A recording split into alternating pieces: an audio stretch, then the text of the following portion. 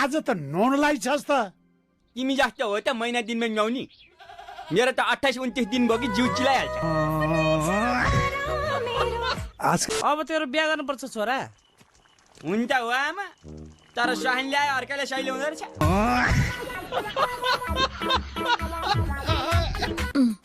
यसपालि पनि SLC fail भयो हैन?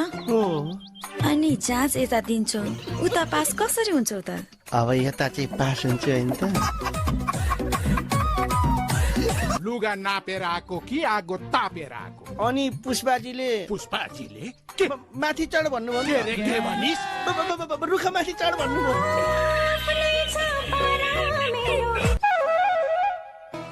हुँदा हुँदा दिउँसो रक्सी चढाउन थाल्यो होइन अब? नाइट बस हो र राति मात्रै चढाउनलाई। उडाएर ल्याइस् कि के हो?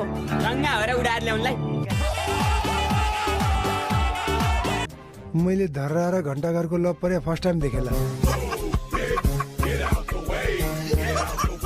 तिमी जस्तो राम्रो केटी नै पाइँदैन।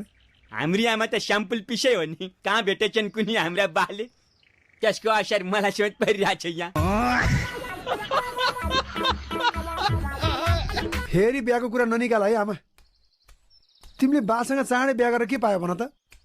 तँलाई पाइन तँलाई।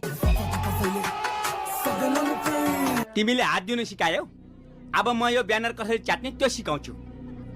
एक्सक्युज मी, नेपालीमा भन, अंग्रेजी बुझ्दिन।